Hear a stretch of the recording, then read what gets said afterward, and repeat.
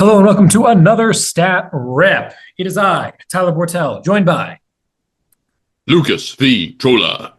And today is the day of all days because we are bringing you another hot and ready and fresh battle report of Warhammer 40k on Tabletop Simulator, playing some WTC Warhammer here. We've got myself rocking the GSC, playing Host of Ascension, up against Lukas with his Traitoris Lance Chaos Knights, the Snorefest of all Snorefests. So we've got a pretty exciting matchup for y'all here. People have been asking for Host of Ascension. It's a super fun army. Innis has been kicking a bunch of butt with it. A lot of people are curious to see just how do you actually put this army on the table and get some decent results out of it.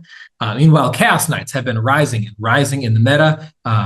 Really not due to any particular changes to them, but just due to some of the shifts that have been going on in the meta as a whole. So wanted to see what it looks like to put them back on the board as well. So we've got a real exciting one for you here today. Let's get right into these lists. I am running, as I said, Host of Ascension, and I saw those Neophyte points hikes and said, I don't care. Taking my Neophytes anyway. So we've got 3 Benefictus, a Primus, 3 Reductus, and 3 Benefictus, a Primus, and 3 Reductus. Those are my characters. One of the Reducti has Assassination Edict for +1 to hit characters, and the Primus has a Flaw in the Armour for lethal on the same timing as we get sustained from the detachment ability. I've got 5 acolytes with melee weapons. They are, everything's exploding. They're deployed here on the home field. I've got 5 acolytes with melee weapons. I've got 100 neophytes, 20 of which are here, 20 of which are here, 60 of which are off the board for the time being. I've got 15 Flamer Acolytes, all of which are in Deep Strike right now. I've got 3 Achilles Ridgerunners, like so. One of which has the spotter, that's the dark gray one here. The other 2 have, what is it called? Survey augers to turn off cover. They're all mortars. And then I've got 3 squads of 5 Purestrains Genestealers deployed up here in the front. Just to get a little bit of forward pressure going on and play some secondaries and whatnot. So that is the list. It's a lot like what Innis has been playing lately, but it's kind of your default dance Host of Ascension build, and I'm excited to be running it today. What do you got, Lukas? I've got the very innovative Chaos Knights. Okay, I'm taking some unusual data sheets here. I've got a Knight Lancer. I've got a Knight Despot. No, fuck that. We're playing 13 War Dogs, baby. You know it. You hate to see it. I love to see it personally. And it's we're going to mow down some cultists. Let's go. We've got 6 Karnivores. You never leave home without them. We got 5 Brigands, all with the mortar hats. They be going pew pew. And then we got 2 Stalkers. Here they are the white and red knights. For this game, I've given my Stalkers meltaguns and swords. I've been enjoying the sword a little bit more. I almost never find that the Stalker fist does that much, so just having a couple extra attacks to dissuade tags a little bit could be nice, because otherwise Stalkers are a big tag target. The cool little bits of tech in this list, I mean, the sticky at this point is a well-known staple for Chaos Knights, but I also do have a let's see here, this Stalker in my far backfield has the Traitor's Mark enhancement. This was one of the enhancements that was changed in one of the recent data slates when CK got their buffs to their army rule. Basically, the way the Traitor's Mark enhancement works is in the movement phase, you're going to select a unit within 12 of that knight, and they're going to take a battle shock test. Because they're within 12 of a Chaos Knight, it'll be at -1. So this is a really great way to, and it's at any point in the movement phase, right? So this is a great way to kind of set yourself up for plays. A lot of the armies out right there, GSC, Leadership 7 army-wide, basically. Votan, Leadership 7, army-wide. Orcs, a lot of their units are Leadership 7. There's a lot of just like Leadership 7 dudes out there right now. Pushing that to 8 and then making them take a shock test at the start of your movement phase is really cool. So I've actually been enjoying this test quite a lot. It'll enable like Brigands to pounce on a target that's battle shocked, get the +1 to wound, sustain 5s. It's actually pretty cool. I've been enjoying it quite a lot. Deployment, I mean, I'm deployed in the line because I'm a Chad. Yeah, for sure. Generally, Karnivores in the front, everything else behind them. Nothing too crazy about it. These blue rim bases here, these are your 5 Brigands. And then these red rimmed ones here, your Karnivores, very cool. Go and get them. Start the sticky on the objectives. Crazy. Alrighty. Well, let's get right into it and see what we got going on. So mission-wise, we are playing Mission C, which is Linchpin, Fog of War, and Tipping Point. And we're doing that on WTC. Oh, gosh, they changed the names. Is this table 2? Is what they call this now? It's a heavy, so it's either 1 or 2. Yeah. Yeah, it was formerly a heavy. We no longer make such distinctions in our tables, Lukas. They got rid of that. But anyway, so it is a heavy style. So there are indeed 6, 1, 2, 3, 4, 5, and 6 of these big L's here. So we've got some really interesting heavy staging points going on. And Linchpin should be pretty reasonably balanced back and forth. Let's get right into it and see where we're going. Yeah, so absolutely. We get started. And it looks like we have Genestealer cults going first this time around, which is real nice. GSC in general really like going second because it makes the uppy downy more powerful when we get shot at from Return of the Shadows for going first and whatnot. But also it allows for some bottom turn scoring in general, which is really nice. But in this particular instance, I have tried to deploy to give myself as much benefit of going first as I can possibly muster, right? So these 5 Genestealers here are deployed fully out in the open. They are just going to die immediately if I go second. But I want to go second anyway. So now I have an advantage of going first, which is that I get to set up some pretty aggressive move blocks, which you see me executing over here.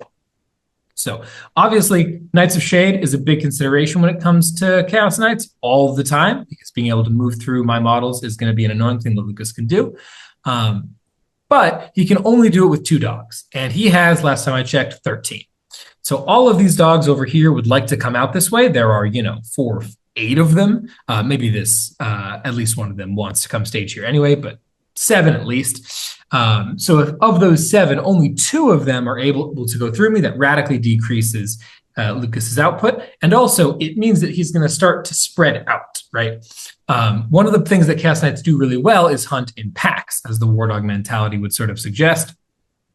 And if you can break those packs up and stretch Chaos Knights out, suddenly you're able to do a lot of damage to the ones, the weak and the lame and the extremities in a way that you're not able to take a ton of crackback damage, as compared with if you have to go into the big blob of dogs, like everyone's shooting you, everyone's punching you, it's going to be real tricky. So that's going to be kind of our thought process here. I don't know why I said this is sticky. The objective is not sticky. I needed to deploy my neophytes like this. It's sticky that. That's just cheating. But would recommend deploying your neophytes correctly for that reason. These guys are going to blitz into the middle here. These guys are going to blitz up to here. We're not going to be aiming to do a whole bunch of damage on this turn, right? I do need to mediate the damage coming back at me out of the Chaos Knights. So we're just going to mitigate how much we're able to take on our important Benefictus squad over here. And then this naked red squad in the middle, I'm kind of sacrificing their lives for Pakistan at this point, where they need to go out and pressure the primary, get Lukas involved, pull some things forward, especially because he needs to use Knight of Shades to do it. So trying to say, hey, you need to spend at least one of your Knights of Shades coming over and standing on this point. And also with 3, 6, 9 dudes, you'll also need to kill some stuff. That's kind of our thought process there. Cards wise, turn 1, we drew Established Locus and Engage on all fronts. Not a bad setup at all. Obviously, engage wise, 1, 2, and 3 is pretty easy. And then these Stealers here are just going to go ahead and establish Locus on the center. So we'll go for 4 points of secondary. Over to you, Lukas. What are we trying to do bottom 1? Yeah, so a bit of an unfortunate situation here. Being move blocked by the Genestealers is a bummer. It's going to really slow me down, especially because the area of the table in the lower right, it's very defensive, right? Like this ruin that's right. Draw. Nice. This ruin right here is going to be easily defendable, and it means that I'll score that primary basically the whole game. But it also means that this little bottleneck right here is going to be troublesome for me to get through, right? Like if I ball up a bunch of knights around here, you're just going to 6-inch deep strike in a little ring right here, and then I'm going to be in the same situation where I'm using Knights of Shade to escape with 2 knights every turn, and everyone else is move blocked. So I kind of have to spread. You force my hand to spread out here, which is better than the alternative, but it's still not exactly what I want. So in a bit of a tough spot. We will go toward the middle objective. I did consider leaving you on it, but there's just too many points at stake there, right? It's 5 points of primary. I also drew Secure No Man's Land this turn, so it's 3 points of my own secondary. And it puts a dog on the middle objective that you have to start answering, right? If we keep playing a little do-si-do game, I want you to commit early so I can try to pick up your stuff. If we keep playing a little do-nothing back and forth game, I think that's one that you're gonna win in the long run. So I kind of want you to commit so I can see where the cards lie and then pounce accordingly. One of the interesting things I was had to struggle with this game is the Return to the Shadows. It's definitely quite changed from the index. This is the index detachment from GSC, but so many things have changed. The ability to put a unit back into reserve after being shot. There's very few units that can one-shot a squad of neophytes in one go. It's 20 rats, but it is 20 individual rats, right? Like not a lot of units in the game have 20 shots. So the normal CK thing of put 2 or 3 brigands on a target, pop sustained 1. That in this matchup, that translates to spend a CP, 1 brigand kills 2 extra neophytes, and then the other 2 brigands don't shoot because they can't. Thanks for sustained and ignores cover, bro. Appreciate it. Exactly. So yeah, just a little bit awkward to navigate. And obviously every brigand activation is picking up like half a neo squad, but that's the 10 auto guns. Mm-hmm. Yeah. So it's really a matter of trying to sneak additional value where you can. Here we immediately see the import of that Battle Shock enhancement. The guy ran up and Battle Shocked those red neophytes. Again, leadership 7 goes to 8. And so here our first brigand killed 14 of them or something silly, and then we're just trying to pick up the stragglers with the mortars here. And we get super close. I think we get you down to 1 model, right? Just the banner walks out of there. You can see him hanging out here next to throwing shit. Next to my Reductus, that singular neophyte, living his best life. What an absolute hero. Yeah. So a bit of a bummer that we didn't finish off the squad. Ripping off the band-aid of getting, because there's 6 resurgence points, right? So at some point during this game, you're going to get 1 20-man back. So ripping off that band-aid immediately would have been nice. But at the end of the day, mission accomplished, right? We booted you off the middle objective. We've gotten 2 Karnivores upfield that kind of demand a response. And now we're just kind of gonna rinse and repeat here. Picking up the rest of the Genestealers as well with the Stalker and Karnivore that charged in. Just making sure that no stragglers survive and cause me more headache in the future. Yeah, makes sense. Like I said, drew No Man's Land that turn. I also got extended battle lines. So as much as being move blocked for an entire turn was annoying, I also did score 10 points of secondaries, so I can't really complain too much. Yeah, definitely gets you off to a good start. All right, so moving on into top of 2, we are drawing in overwhelming force and bring it down. So this is like a kill stuff turn. Which is exactly what you want as GSC, right? Top 2, time to smash the knights into the sun. So we are going to grab 8 points of primary. This will actually sticky this objective because there's neophytes on it. And we're still holding the home field, so that's great. And then we're going to go ahead and get a couple of dudes back. We'll get our 3 friends back over here. Now, naturally, they do continue to fail their battle shock. Lukas could have Knights of Shade here, but he ends up deciding not to. Because really, how much work can these couple of idiots do? That's not foreshadowing. They actually don't do any damage at any point in time, but they do fuck around a little bit. So we'll see what they can do with that. We're basically trying to rinse and repeat turn 1 here, but also do a pile of damage, right? So the Genestealers are going to blitz out in this direction. This is my 3rd and final squad, and they're going to wall all this off again and just necessitate Knights of Shade if Lukas wants to move forward there. And then we're going to drop and we're going to do some damage. Now, I've thrown up some 9-inch auras here on these Chaos Knights. As you can see, Lukas's backfield is wide open. And there's really not a ton that he can do to avoid that as a Chaos Knights player, right? If all of these things are sitting back 8 to 10 further inches to actually start to wall things off, maybe it's the right call, but it does that thing again where he's spreading himself out now, and he's able to clap back a lot less in the front side if I'm dropping in there. So, kind of 6 of one, half a dozen of the other, but we're going to get to infiltrate the backfield pretty effectively here. Very excited about that. In the meantime, we are pre-measuring everything 1,000 times, right? This is the time in GSC where if you're playing on a clock, you want to be burning your clock because the game is made and broken on your ability to execute these things. So what are we trying to do here? A couple things more than just drop in and shoot. We also need some move blocks. This move block over here is very fun to me. This is not real, by the way. This knight, he's just there to measure with. That's why he's hanging off the table. This is the furthest forward carnivore over here. This one, I presume, dead, right? We better kill that knight.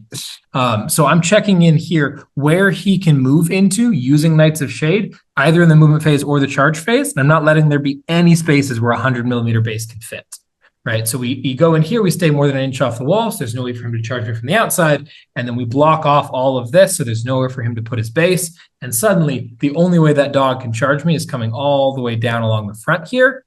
Much less scary for me than him getting in behind this wall. And if he wants to come in and charge, he'll do some damage. I'll break coherency. I'll be fine. So that's the thought process there.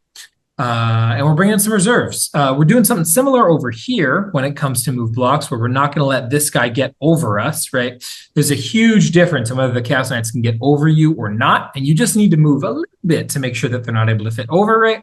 So we check from the back of his base here. 14 inches does not quite clear me by an inch, right? So I just need this distance here to be less than 13,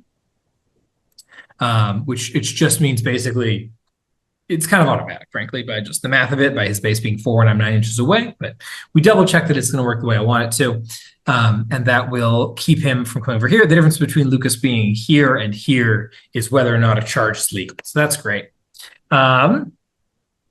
We will then, on the other side of things, step out with the Reductus over here, right? We're trying to cash our Reducti in, make sure we get maximum value out of every single thing out of them. So this one is, I believe she has already used her bomb. She did some damage here with the remote explosives. So now she's going to throw her demo charge, her other once per game ability.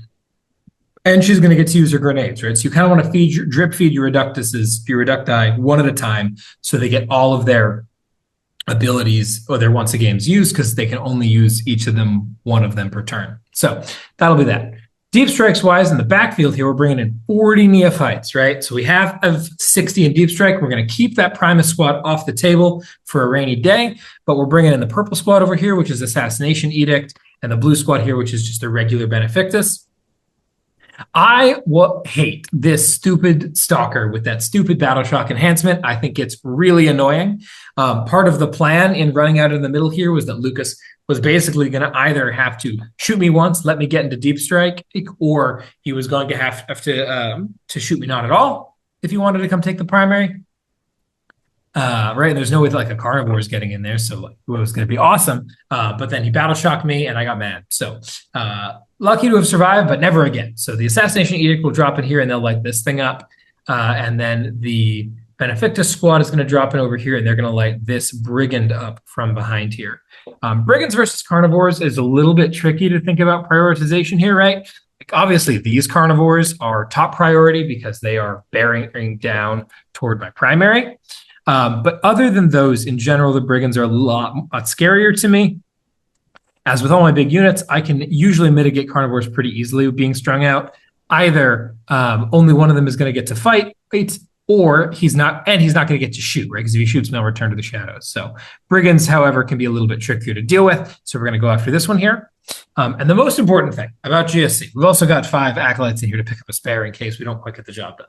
The most important thing when you're playing GSC is to always, always, always leave a bite in your units. And second, always, always, always have 9-inch charges, right? This is an army that is here to scam people, right? All of our shooting is very casino. All of our charging is very casino. But wherever we can execute on those things, oh man, things get great, right? So over here, we have 9-inch charges here, but also here. So even if we kill our target, we have a 9. Over here, we have 9-inch charges here, but also here, and also here, I think. So like, no matter what kills we get, we always have a 9. So important. Maybe it's this one. Yeah, I think it's that. That's the third one that I have. So Lots of 9-inch charges available so that no matter what, we have the access to it because we have 40 OC in these units, right? Chaos Knights, historically a very high OC army. They're OC 8. OC 8 doesn't mean shit to OC 40, dude. Get off my table. So we'll see what we can do about that. Obviously, this situation, OC 32, does not particularly care about OC 40 because they can do a little bit of clapback and whatnot. But even 24, like, still we could possibly take that if things go a little bit sketchy. Obviously, the Carnivore heroics are a bit of a concern. We'll get to that in the charge phase. Apologies. Time zones. We're dropping some stuff down. So we're putting +1 AP and ignores cover going into this dog, +1 AP ignores cover going into this dog, and just +1 AP into the back dog, right? One of the nice things about GSC is that, or about Host of Ascension rather, is that we already ignore cover in a lot of places, so it's not entirely necessary to get it from the survey augers. And in this case, that's great, but the survey augers are very useful for these two squads trying to go in this way, giving them ignores cover as well. I guess Red Squad already would, but it's great for Orange Squad up there. So we go ahead and start shooting, and we obliterate this dog with the regular squad with no buffs, which is hilarious to me. The Benefictus squad with Assassination, with +1 to hit, pops crit 5s to make sure we hose this guy, and he survives on a wound. And then we do decent damage, but not great damage over here. I think we leave that guy on like 4 wounds, if I'm not mistaken. And then this friend here, I think we leave on like 1 or 2, something small, which means it's 9-inch charge in time. Woo! Very exciting. So we make a difficult decision to end up going for this 9-inch charge here with our acolytes, and my cursor is just going to be a little bit annoying for this one. Need to keep that off the map. I thought I was more careful about that, at least not on terrain this time. So the acolytes charging here. It's a bit of a bummer that I'm breaking my move block over here. As I discussed, it's way better for this knight to be here than he is to be here. But at the end of the day, going here 14, he still has like a 7-inch charge to get over here. And it's just way more important to me that I kill this guy, right? So we hit this charge, this guy dies. We have +1 AP, which works in combat as well. We have real wounds because it's on a point. It flips 5 primary. That would be great. Obviously, this is worth 6 primary, but like this is less guaranteed than this is to me. So we'll go for it. On the other side of things, we do nail one of our 9-inch charges with Blue Squad, which is awesome. We come in and go into this Stalker here who's got 1 wound, and that allows us to swing up on this side and take Lukas's home field. Woo! Taking the home field. Love that. That always goes super well. The Genestealers here that we're doing this move block also are going to abandon their move block in search of damage. A full Carnivore here is just a little bit too much of a problem for me. And as much as I would love for the Reductus to just finish him off, he can just walk outside of that. And with Bring It Down this turn, I really just want to go max damage here, right? At the moment, we only have 2 points of Bring It Down. And boom, Purple Squad hits their charge as well. There's totally a world here where all 3 of these dogs go down. And if they do, we're grabbing 8 points of Bring It Down this turn. Would be sick. Unfortunately, Purple Squad fails their charge, so they're just going to be hanging out in the back there, ready to run forward in a sec. Also, incredibly unfortunately, my Assassination Edict Benefictus immediately failed her hazard check and died. That's how it goes. Whether or not you should hazardous these things is probably a really interesting discussion, and my thoughts on the matter are frickin' do it, don't be a coward. But also just in general, these squads often die. Right. So you want to make sure that you're getting your maximal value out of it. And the Benefictus is some of the best shooting we have. So we do beat the 1 wound dog to death with our Assassination Edict squad, as we are still sustained. If she were there and we were lethal sustained in combat, very saucy. But so it goes. So he goes down. This dog also goes down to the sustained reroll wound acolytes, which is great. This dog ends up holding on for dear life. He's got like 1 or 2 wounds left. With the Steelers, we'll see what he can do. If he can beat him to death, that'll be a big bummer, because part of why we wanted to charge him was to guarantee this tag, but we'll see what happens. And then Blue Squad, now that Purple Squad has killed the dog and tagged this Brigand, Blue Squad is able to tag, and tag. That is like a back-breaking amount of tagging right there. It's really going to mess with Lukas's ability to interact with stuff because he's basically going to get one activation into them if he wants to shoot, and then we could leave. Or we could just pull out of combat with the other dogs that are relevant, right? There's just like a lot of nonsense available. And planning around that is going to be a massive pain in the tail. So incredibly effective turn 2 for the GSC. Would have been nice to kill this dog over here, but no such luck. But other than that, basically got everything that I wanted. We're grabbing 6 points on Bring It Down for killing 3 dogs and 5 points on O-Force for killing this dog. And this dog, that's the other reason that this dog needed to be charged. 2 points of O-Force as well there. So 8 points of 4 points secondary for killing each of those 2 dogs. So very happy with that. Moving on up in the world. And we'll hand Lukas a 3 on primary. We're not taking his expansion. We took his home. What are you going to do about it, buddy?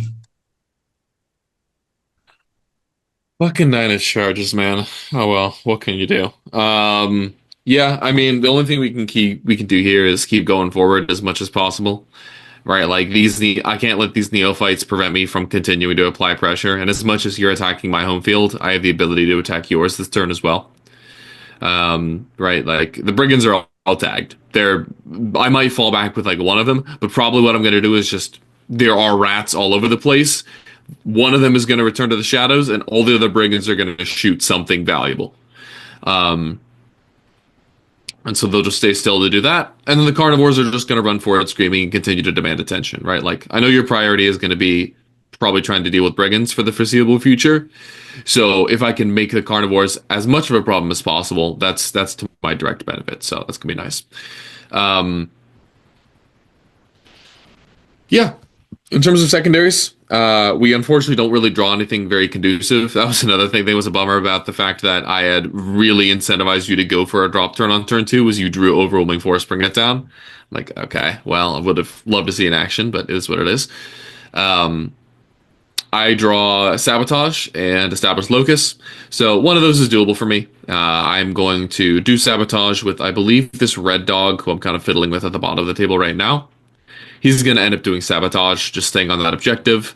And then Establish Locus is going to get cashed in for a CP. Unfortunately, with almost everything in combat and everything that's not in combat wanting to charge, I'm just not in a position to do a second action this turn. One is already enough. Much less a third, right? Establish Locus is just not a secondary you do with Chaos Knights very often in general. No, for 2 points. Certainly not. So Knights of Shade here, we're trying to, as much as we're bogged down on the top and right side of the table, we're also going to make some progress here, and we're going to make some progress here. I think this is actually the guy, Eraser. Booyah. This was the guy who was right here, right? So we're putting the 2 dogs toward the objective areas to continue to demand attention. And then elsewhere, we're just going to try to do as much damage as we feasibly can. So Brigands are shooting in. One of them just like basically full bore goes into blue squad here just to do as much damage as possible. I know you're going to return to the shadows. You can actually do that while you're in combat, which is pretty cool. So I think that kills about half the squad. And then the remainder, including that Benefictus, are going to come back to haunt me later.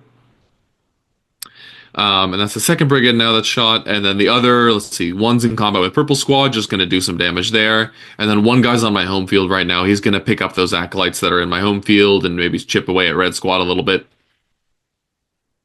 One thing I noticed here that's kind of annoying, and like you were saying, that those Neophyte bricks are OC40, but Acolytes are also OC2. Right, so it's, 5 Acolytes on an objective is 10 OC. That beats a War Dog.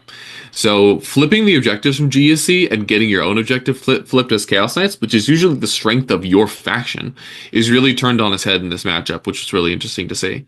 So I'm actually going to need to dedicate some firepower to your home field to even flip that primary, right? Those 5 Acolytes back there, if I kill like 2 or 3 of them, you're going to bring back D3 with the banner, and the objective's still going to be yours.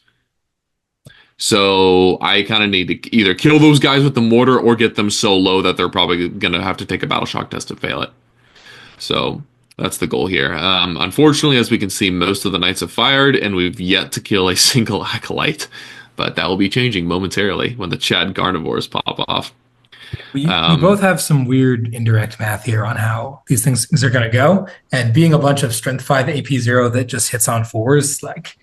Yeah, slot machine. And yeah, I think you literally just wipe them with like one mortar at the end there, I feel like your last one or two. Very funny result. Yeah, one of them killed two, and then the next one killed three. Yeah. It's very swingy. Yeah. And So look who's I will still not. here.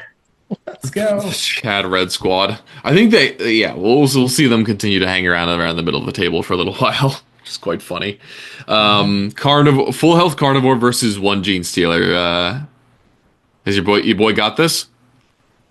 Easy, dude. Two full health carnivores. What are you talking about? He's gonna tank the No. first one, backhand the second one. He's on with his life. I don't know what you're talking about, dude. Easy. So we get our Stalker into those orange neophytes. We'll get to him in a second because that's kind of interesting what happens there. And then elsewhere, we're just kind of like charging in to continue to try to bog you down.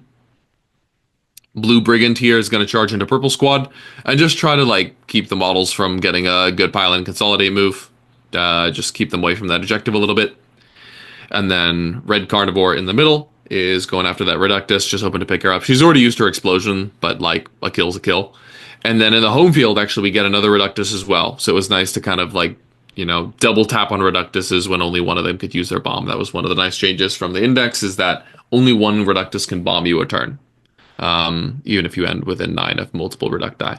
That was true in the index. Really? Yeah. Something about them changed, right? A lot of things changed. Well, the bomb went from 12-inch range down to 9-inch range, so it no longer was just a hilarious wombo combo of the lone op. Excuse me. And then the demo charge itself is radically less effective now. It hits on 3s at 922 instead of 2s at 1222. Forgot how ridiculous they used to be. Oh my god. Oh, and they also lost 3 shots. Went from D6 plus 3 to D6. I was wondering why these weren't like one-shotting my dogs. Oh. Yeah, back in the day, Reductus would go out and like not reliably, but definitely happened plenty of times where they would one tap a war dog. It was good shit. God, that's so silly. Yeah. Okay. Well, she's the we're bombing doing expert, dude. We're doing some not hazardous. So we have an awkward interaction here in our top left, and this is one of the like bullshit maneuvers that you love pulling as the GSC rat yourself, is the whole, leave a, what do you call it, a bite in every neophyte squad, which is like 3 guys dicking around in the corner, not doing anything other than being bait. And by that I mean, like, so if one vehicle charges into the mass of your squad, what you can do is break that bite by pulling one of those models, and then when that war dog is finished activating, you'll be incoherent. Yeah, they'll get a little diagram here. One of those guys dies, which means your squad is incoherent, and then you can pull any models of your choice until the squad is, back in coherency. So you could like pull the guys that are all in engaged range of the war dog, and then pull those 3 guys who are now incoherent, and then your squad is coherent. You're good to go. This is especially effective with the things like neophytes, where you get the resurrections. So even if I like tag the heavy weapons, you can just pull them out of combat and then resurrect them. Yeah, we get minimum 4 neophytes back, up to 6, as we're definitely, we're holding this objective no problem. Yeah, it's saucy. Yeah. It's definitely quite annoying. One failure point here, which I'm trying to apply all over the board as much as possible, is that threat of battle shocks, right? You are leadership 7.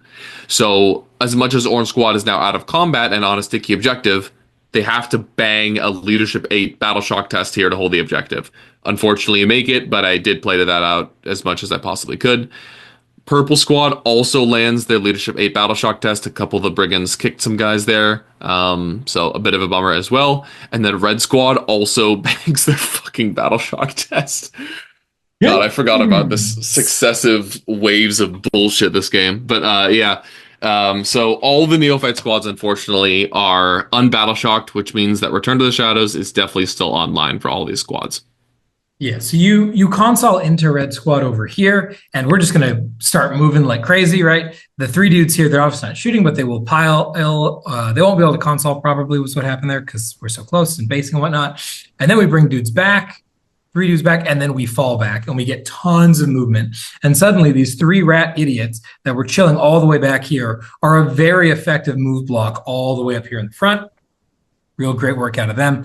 We had pre-measured it all before Lukas decided if he was going to console into me or not, and there was no way for me to steal the point in the process there, right? Even with the pile-in and the regrow, it just wasn't quite far enough.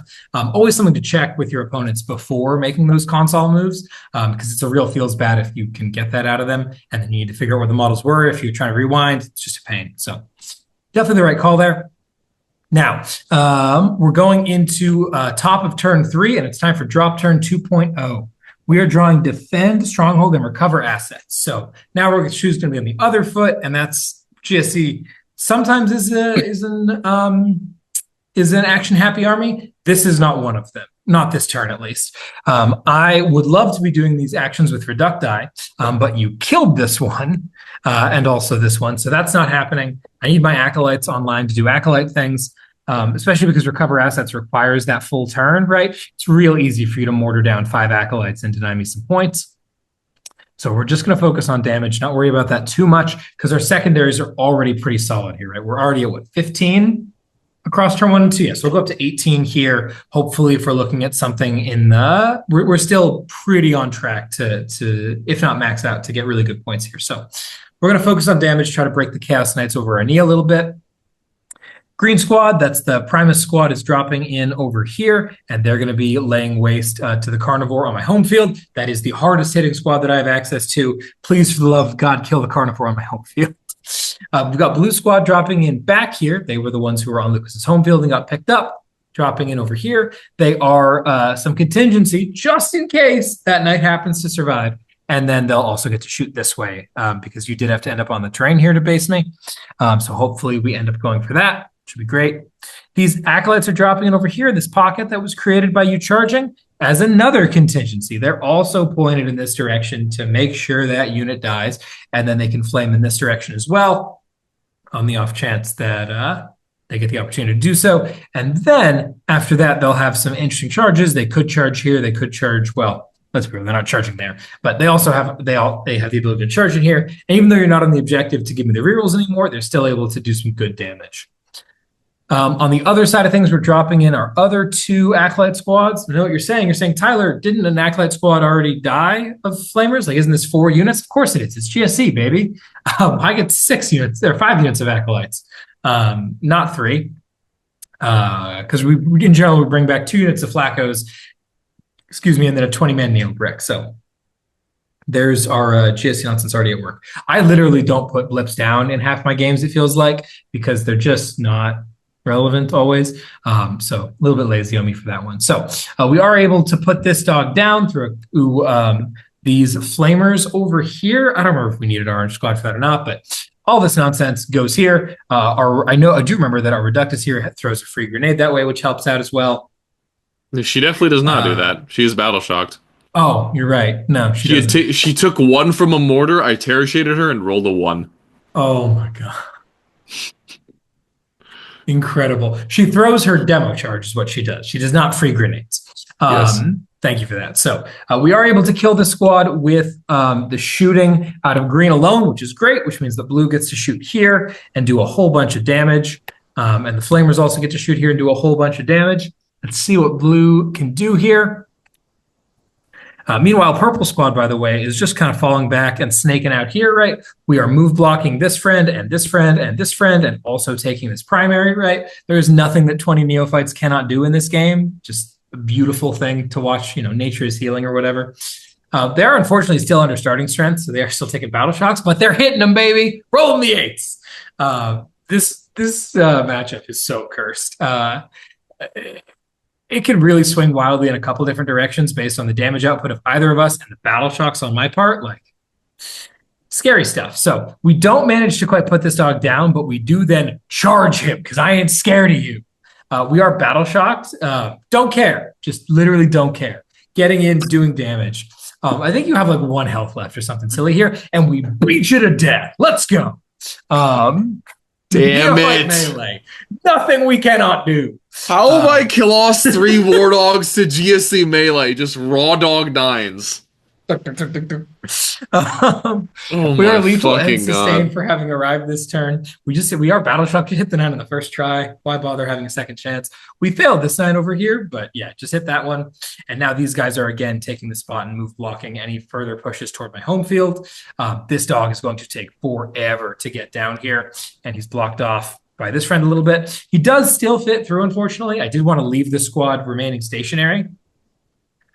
So we weren't able to push much further than that when reviving guys because I wanted that +1 to hit for the heavy weapons, for the seismics and the mining lasers. So that guy's still going to be a bit of a problem, but overall, very happy with that turn as well. We're holding on to defend, we're pitching recover, and we're chucking it back to Lukas for another 3, baby. Primary these nuts, man. What are we doing? Yeah, this is not going fantastically. I lost like probably one more dog than I was hoping for there. If the guy in the middle would still be alive, I'd feel a lot more confident about this because he could make some Knights of Shade plays and go deep.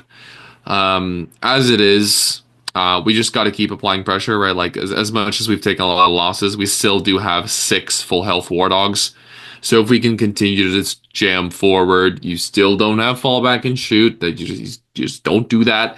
So if I can gun down a bunch of squads here and then do a bunch of tagging, it's gonna be nice. Most importantly, I don't want you to get a good return to the shadows this turn, right? Like if you want to put half of a depleted Neo squad back in a reserve, fine. But the most important thing is that green squad. It cannot go back in a reserve because they get sustained and lethal when they drop.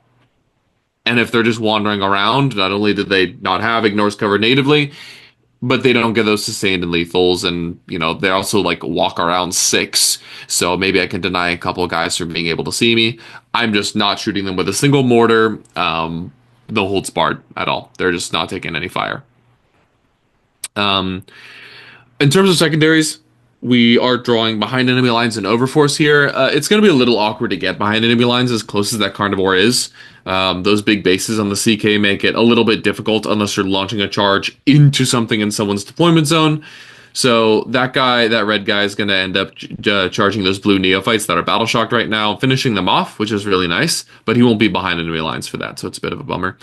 Overforce, killing those blue neophytes will give me 3 on Overforce, and then I'll rattle some shots into that Reductus to try to get her to fail a fucking save. Of course, she does not. That would have been a couple more points, but worth a shot. But we're doing a lot of damage here, right? Like Purple Squad just got vaped by that Brigand, because Brigands are funny. And then we're deciding where to shoot our last Brigand here. I think we're going to end up picking an Acolyte Squad up, and then we'll charge back into Red Squad for round fucking 4. Spoiler alert, we won't kill them yet again. But is what it is. You are bogged down, and we did pick up basically everything you had on my side of the table, except for like one remnant rat in Purple Squad, which is pretty nice. So we did once again force you pretty far back, and we're going to have another set of scary battle shocks here to see if you get your primary points. So that's pretty nice. With Blue Squad being battle shocked, it meant that they weren't able to get picked up with Return to the Shadows. That's probably where you would have used it if you could. I think I got used on Orange Squad here. I just kind of like put a full Brigand into them to see what I could do. And like every Brigand hurt so much, man. I think that killed like 12 of them or something like that. But my understanding is you get to use the banner to revive models that are in Deep Strike. Is that right?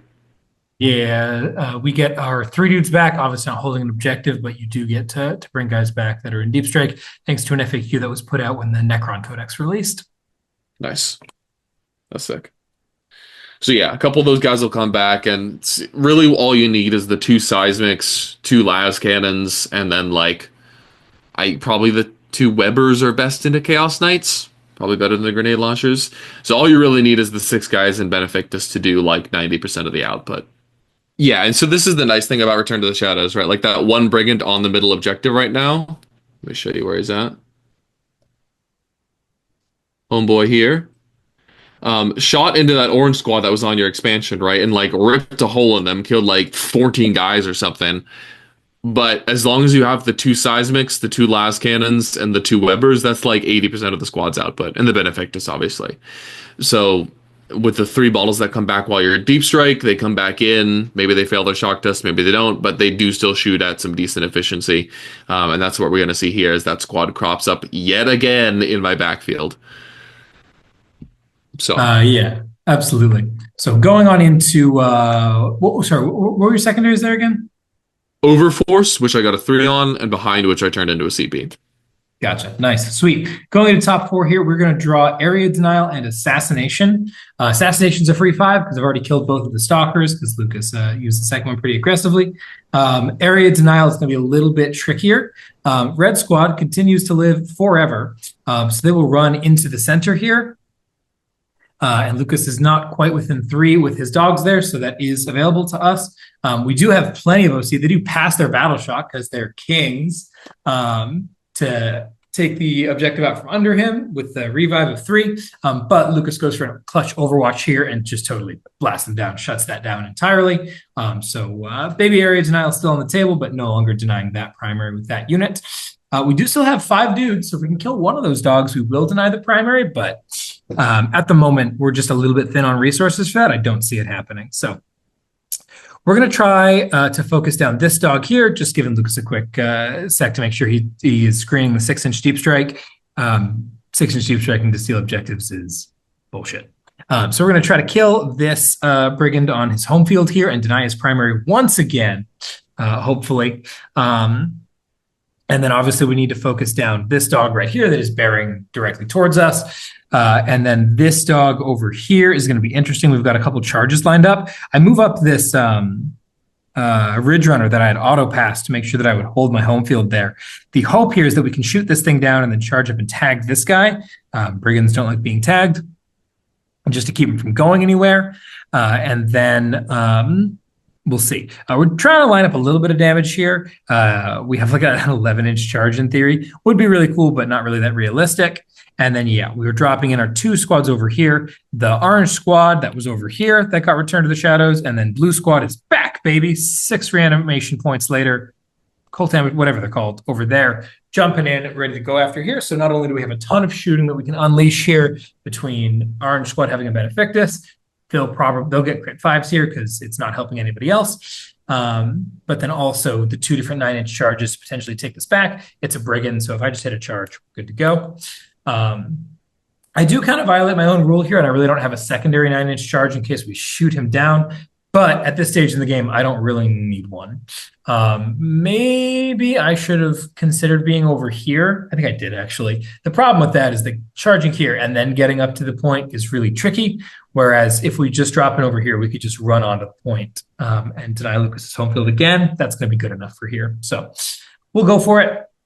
See what we can get done. This one champion did survive from Purple Squad over here, so he does bring back his 3 best friends while remaining stationary, so they'll get some good shots in. They're lined up to help with this, or this, or this, or this. Just tons of good targets available for them. Love the scams. They do fail their battle shocks, so they're not getting anything fancy, and sure enough, we do blast that brigand off the home field to Kingdom Come. Love that. We unfortunately do not quite shoot down this guy over here, if I'm not mistaken, or do we? I don't think we do. No, we have to go charge. You do exactly. Yeah. Which, you know how Neophyte Melee is. We've seen it before. We'll see it again. They're going right in. This charge is totally fine because with a pile, and then if we're able, especially if we're able to kill a console, very reasonable chance that we can tag this brigand. And even if they don't, if they can kill this thing here, this guy can. And sure as hell they do. Boom, boom, boom, boom, boom. Neophyte Melee, baby. I got to get a counter up on the screen somewhere for how much damage I have done with nonsense GSC in combat. They don't even have lethal or sustain. They just rerolled a hit. Good enough. So they get the job done there, and then they're consoling through over here to tag this brigand as well and fully deny that center objective. This is just chef's kiss, GSC at its finest, operating in all phases with units that look like nothing. Absolutely love that for them. Seeing how that middle primary denial went that turn, I probably should have been doing one of the things you should always look for when you have a model with a decent armor save and a decent invuln, which is look for opportunities to die at opportune moments, right? So I should have seen that those neophytes were lining up one of your fucking bullshit charges that you always go for and tried to kill that carnivore, right? Like as soon as he started failing saves and got down to like 6 or 4 wounds, I should have been like, okay, here comes 6 autogun saves. I'm taking him on the invul. I don't care. That carnivore is dying. Stay away from my goddamn objective. So yeah, unfortunately did not really see that, and it's going to cost me not only a brigand being tagged here, but also 3 points on primary. So glad I'm seeing that now in hindsight. Yeah, good stuff. Yeah, so let's see. We do have 2 untagged brigands, 2 untagged brigands and a free carnivore here. So we're going to get some momentum upfield, which is pretty nice. We're leaving one guy kind of towed onto our expansion objective. Unfortunately, there's nothing we can do about our home. Don't ask me how that has been the case, despite the fact that 9 war dogs spawned there on turn 1. But okay. We're just going to do what we can to hold the middle objectives. This is turn 4, so I don't really care so much about holding them through your turn. I'm just going to hop back on mine and score the points. In terms of secondaries here, we've had to like Knights of Shade every single turn, so we're a little strapped for CP. We don't end up recycling any cards this game. I draw Cleanse and Marked for Death. I just don't have the Knights at this point for Cleanse, unfortunately. But Marked for Death, you do mark the car that was back here where this green X is on the left. The green Neophyte squad, which is tagged with a Brigand. I'm never going to get it. And then I think a squad of Acolytes or something. No, the blue Neophyte squad over here. Okay, yeah, I'm not getting them either. I can't kill 20 of those guys. But we do kind of hot roll a Melt-A-Gun from the Brigand and kill your car, which is nice. And we kill that second car as well. So hopefully your ability to kill me here, considering there's no Return to the Shadow squad, and I've killed 2 of your mortar cars. Hopefully you're not getting more than 1 dog at this point. I'd be really surprised if you even mustered 1, frankly. Yeah, Carnivore went in there, did a bunch of damage. Or no, I think the Brigands vaporized that car, and then the Carnivores are doing a bunch of damage to your squad, which is going to be pretty cool. And we're going to try our damnedest, attempt number 3, to flip some fucking primary using battle shocks. And in this case, I think it is going to work. I think Green Squad does fail their shock test, which is cool. Because that is a 5-point swing. Real big. Yep, they fail. Let's go. Finally mattered, baby. Let's go. What happened to that car? Did I terror shade that car? I think you terror shaded the car. It's command phase if I'm bringing dudes back. I don't know. Maybe he got Melt-A-Gunned. Shot it? Yeah. I think he might have gotten Melt-A-Gunned. That would make sense. You got a Brigand right here to go for it. Yeah, so losing all of my cars means that my damage output is falling off a cliff here. So we no longer have access to +1 AP. We no longer have access to ignore cover. No one's getting sustained because no one's dropping in. This is going to hurt. So we do draw some cards. Turn 5, we draw Cleanse and Storm Hostile. Fantastic set of cards to draw. Well, potentially fantastic set of cards to draw. The real golden situation would have been if I had drawn those and then I had passed this Battle Shock and then respawned the dudes to take the point back. And then, boom, Storm Hostile objective. Woo, we did it. But no such luck here. So instead, we're going to need to go for something a little bit funkier. We're going to try to blitz in here and take over this point here. We are going to waltz over onto Lukas's home field. It's not worth much, but we'll have some shots coming down in this direction as well, which will be nice. And then we do hit the charge there, so we'll see how that goes. Would be cool. And then here we're just going to sit in combat and wail on you and see what we can do about it. Because it is going to bottom 5. And there's really not much that Carnivore can do other than hold down that point. And as we're already battle shocked, this unit is dead. Like, you can just shoot them. So we're going to do what we can. We do, unfortunately, not quite work down this dog here, so we will not be able to get... we will not be able to get Storm, but we do grab Cleanse pretty easily with this purple squad here, and then the blue or the orange squad. One of them walks up and touches. I think it's the blue squad. Yeah, because the orange gets to have their heavy weapons in the front, whereas blue had them further back. Probably a misdeployment on my part in hindsight. I default often to lasers in the back, but they should have been in the front in this case to be planning for the future. Either way, it's a 4 points on Cleanse with our 3 points of primer that turn. Brings us up to a total score of 61, and that's all I can do. Lukas, going into bottom five, what are we doing here? Yeah, we're drawing some cards, and again, kind of strapped for CP, so can't really afford a recycle. We just go for a rerollable 5-inch advance onto our home field with our expansion dog, which will get us enough primary here to net a 10-10. Unfortunately, I do fail that rerollable 5, which means that it's an 11-9 instead of a 10-10. And that ninth point for me is scored by drawing Cull the Horde and finishing off Orange Squad. Fun little interaction. Even if Orange Squad return to the shadows, they would count for Cull the Horde because any units off the board at the end of the game count as being destroyed. So, fun game overall. Chaos Knights score themselves 54 points, which means that it's an 11-9 victory for the GSC. Done, man. Alrighty. Reflections. How do we feel about this, dude? Interesting. I think it's a scarier matchup than I gave it credit for. I'm very used to playing this one in Index Days, which was super elite GSC, which was not great for them. They've really struggled with pressure, and they didn't have nearly the volume of disposable bodies that this version has. This version also has like army-wide lethal hits, which is just a problem for my army, especially when you combine it with +1 EP and ignore cover, and all of a sudden those reroll to wound hand flamers, those shotguns, they're just fucking doing, 20 damage between the entire army on the drop turn. It's like, okay, well that does add up over the course of the game.